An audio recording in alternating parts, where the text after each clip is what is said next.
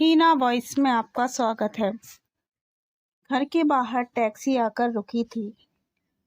शिवानी ने बाहर जाकर देखा तो मालती जी टैक्सी के बाहर निकलकर इंतजार कर रही थी कि घर में से कोई तो उन्हें लेने आए। लेकिन घर में बेटा राजेश, बहू शिवानी दोनों मौजूद थे, पर किसी ने भी बाहर आने की जहमत नहीं उठाई। इतने में राजेश ने शिवानी से पूछा, कौन है शिवानी?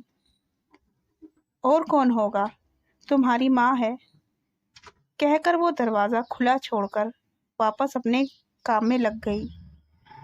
इधर राजेश ने भी ज़्यादा कुछ ध्यान नहीं दिया और अपना आईपीएल देखने में तल्लीन हो गया, जिसके लिए आज उसने छुट्टी ली थी।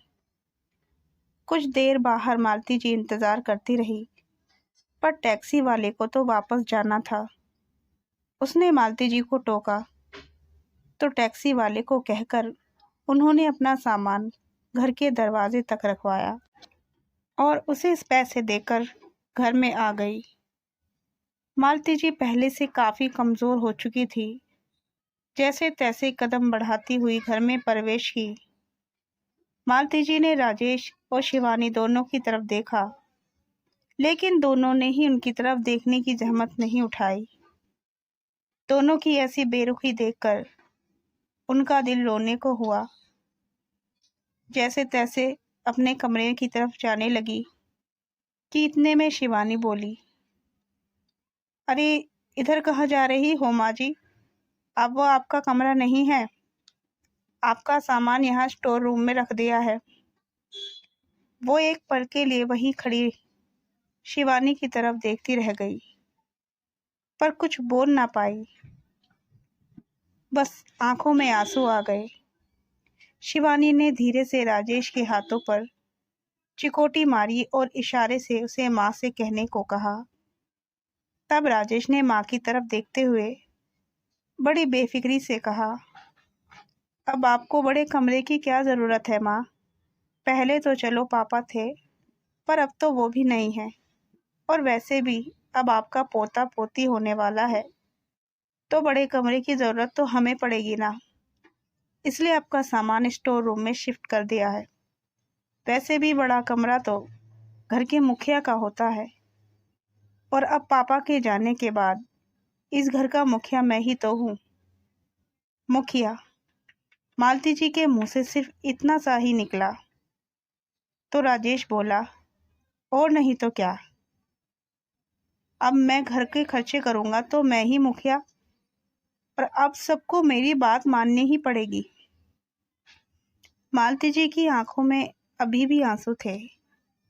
उन्होंने स्टोर रूम के पास बने छोटे कमरे की तरफ देखा तो राजेश बोला, वो क्या है ना माँ, शिवानी की डिलीवरी के लिए उसकी बहन आ रही है, उसे परेशानी ना हो तो इस कारण वो रूम उसके लिए रखा है। और गेस्ट रूम में तो आपको पता है मेहमान रहते हैं। अब वो कोई मेहमान थोड़ी ना है, वो तो घर की ही है। कल को बच्चा होगा, कोई प्रोग्राम करेंगे, कोई मेहमान आए तो उनके लिए वो रूम तो रखना पड़ेगा ना, इसलिए गेस्ट रूम को हाथ भी नहीं लगाया। राजेश की बात सुनकर जैसे मालती जी के पैरों को किसी ने जंजीरों से बांध दिया हो। पैर स्टोर रूम की तरफ बढ़ ही नहीं रहे थे। जैसे तैसे एक कदम आगे बढ़ाया ही था कि राजेश बोला, अरे माँ, अपना सामान भी तो लेती जाओ और दरवाज़ा बंद कर दो, पर आपको कुछ खाना पीना हो तो रसोई से ले लेना।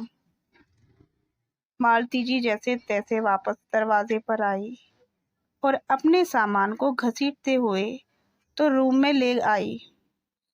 रूम में आकर देखा तो एक चारपाई बिछी हुई थी। उनकी शादी के समय की पुरानी गोदरेज रखी हुई थी, और वो पुराना टेबल रखा हुआ था जिसे मालती जी ने कई बार बेचने की कोशिश की, पर उनके पति पवन जी ने उसे बेचने नहीं दिया। कहते थे, अरे खराब थोड़ी ना हुआ है, क्या पता कब काम में आ जाए। पर ये नहीं पता था कि ये टेबल मालती जी के ही काम में आएगी। आंखों में आंसू लिए वो चारपाई पर बैठ गई। अभी 2 महीने पहले तक तो सब ठीक था। बेटे बहू पिता के डर से ही सेवा तो करते थे। घर में हंसी खुशी का माहौल रहता था। एक दिन पवन जी ने अपने पैतृक गांव जाने की जिद की तो मालती जी ने मना कर दिया।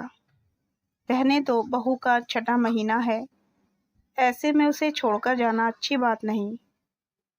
पर राजेश और शिवानी के समझाने पर वो उनके साथ गांव चली गई। वहां पर जेठ जेठानी देवर देवरानी सबका परिवार था। वहां जाने के कुछ दिन बाद ही उनकी तबीयत बिगड़ गई और कुछ ही घंटों में उन्होंने दम तोड़ दिया। सब कुछ जैसे वहीं रुक गया था। उनका अंतिम संस्कार भी वहीं पैतृक गांव में हुआ था। 15 दिन के कार्यक्रम होने के बाद राजेश और शिवानी तो वापस आ गए, लेकिन मालती जी को उनकी जेठ जेठानी ने वहीं रख लिया था, यह कहकर कि 1.25 महीने बाद ही अपनी जगह छोड़ना। आज 1.25 महीने बाद वो गांव से लौटी थी, वो भी अकेले। वहां तो पूरा परिवार स्टेशन पर छोड़ने आया था, पर यहाँ राजेश स्टेशन तक लेने नहीं आया। कह रहा था कि बहुत ज़रूरी काम है, पर यहाँ मैच देख रहा है। और तो और यहाँ घर का सारा सिस्टम ही बदल चुका था। इतनी जल्दी बेटे बहू मुंह मोड़ लेंगे, इसकी तो बिल्कुल उम्मीद भी नहीं थी। सीधा स्टोर रूम में ही पहुंचा दिया। अभी शिवानी जी ये सब सोच ही रही थी कि इतने में बाहर से शोर सुनाई दिया। जाकर देखा तो मालती जी के लिए ना उठने वाले बेटे बहू बाहर शिवानी के मायके वालों का स्वागत कर रहे थे। मालती जी को इतनी देर हो गई, घर में आए हुए किसी ने एक गिलास पानी तक नहीं पूछा। वही बहू के मायके वालों के लिए बेटा रसोई में जाकर खुद पानी की ट्रे सजाकर ले आया। इतने लोगों के बीच अपने आप को अकेला महसूस करती हुई मालती जी वापस उस कमरे में आ गई। 2 घंटे तक उसी कमरे में बैठी रही, लेकिन ना कोई चाय, ना कोई नाश्ता खाना, कुछ भी नहीं। 2 घंटे बाद लगा कि शिवानी के मायके वाले वापस जा चुके हैं। शायद वो उसकी बहन और मम्मी को छोड़ने आए थे, क्योंकि वो दोनों ही अब घर में मौजूद थी। उन्हीं की आवाज़ बाहर से आ रही थी। अब मालती जी को भूख का एहसास हो रहा था। आखिर वो खुद ही उठी और रसोई घर में गई। रसोई में खाने के लिए कुछ भी नहीं था। खाना भी बाहर से मंगवाया गया था। वो झूठे बर्तन ये सब बता रहे थे। इतने में शिवानी रसोई में आई।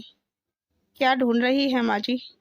देखिए, खाना तो बचा नहीं और मुझे याद भी नहीं रहा कि आपके लिए खाना रखना था। आप दूध बिस्किट खा लीजिए या फिर अपने लिए कुछ बना लीजिए।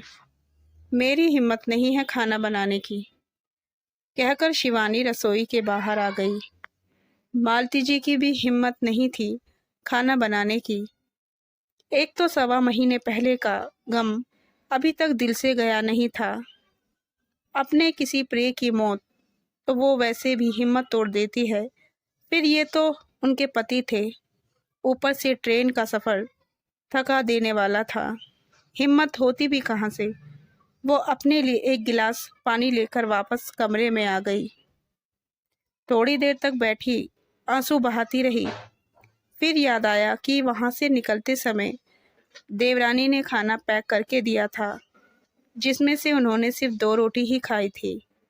बैग में से खाना निकाला, देखा तो सब्जी खराब हो चुकी थी, पर रोटियां सही सलामत थी।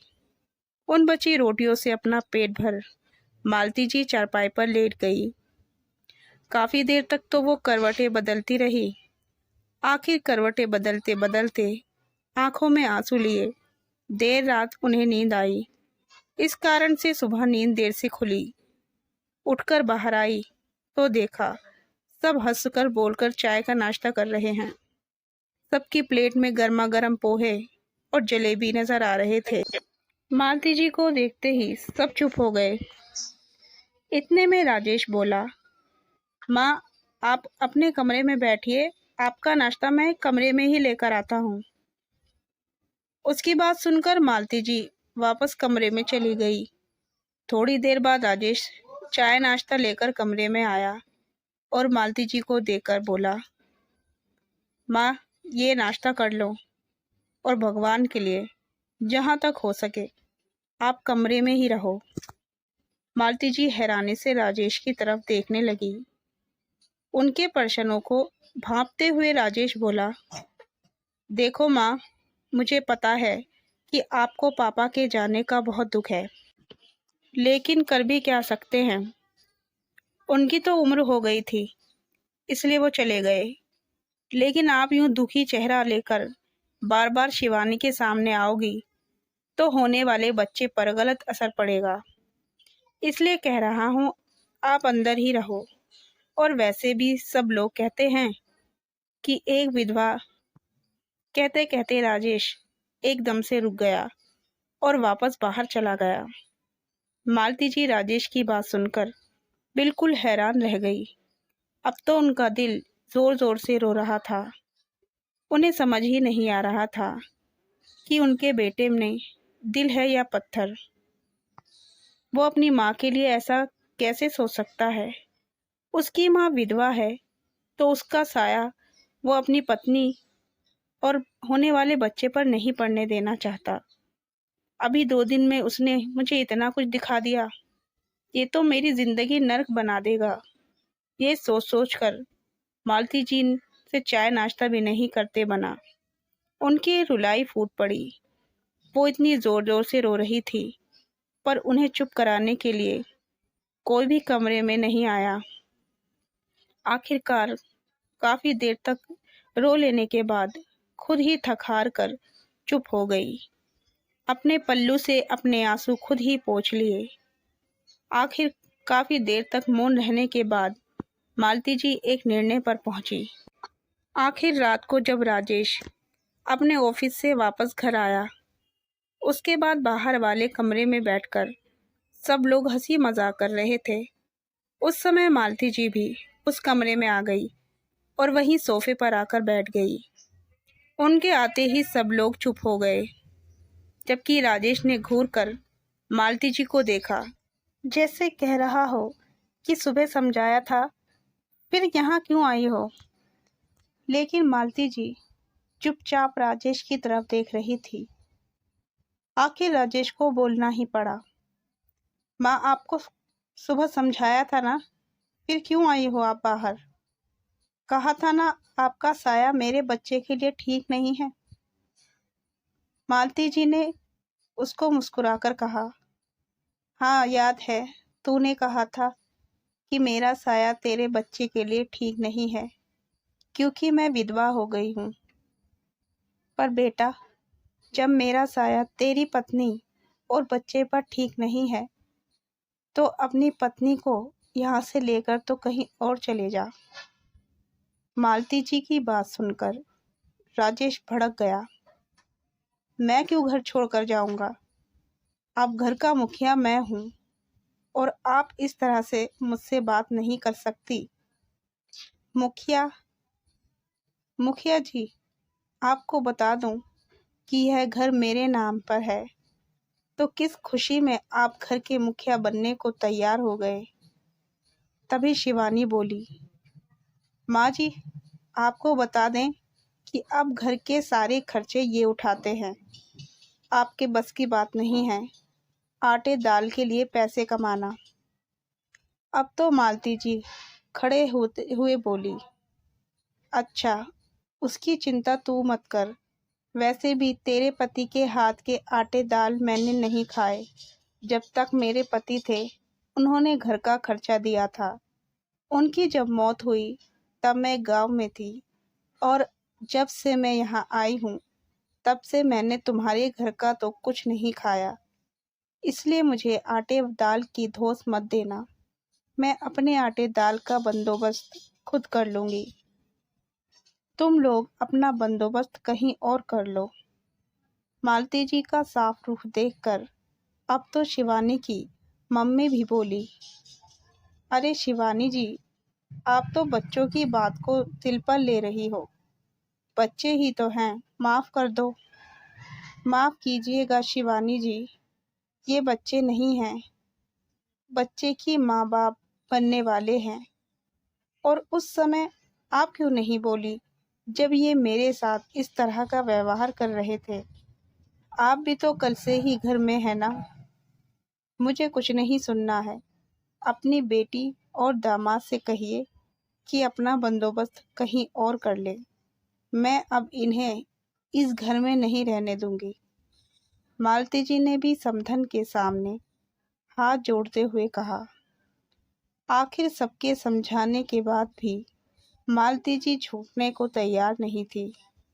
काफ़ी देर बाद फिर ये निर्णय निकला कि शिवानी को उसकी मम्मी मायके ले जाएंगी और वहीं उसकी डिलीवरी करवाएंगी। उस दौरान राजेश यहाँ घर का बंदोबस्त कर लेगा और अगर बंदोबस्त नहीं कर पाता तो तब तक यहाँ का किराया देना पड़ेगा। कहानी पसंद आई हो तो वीडियो को लाइक और चैनल को सब्सक्राइब ज़रूर करें और एक अच्छा सा कमेंट भी करें।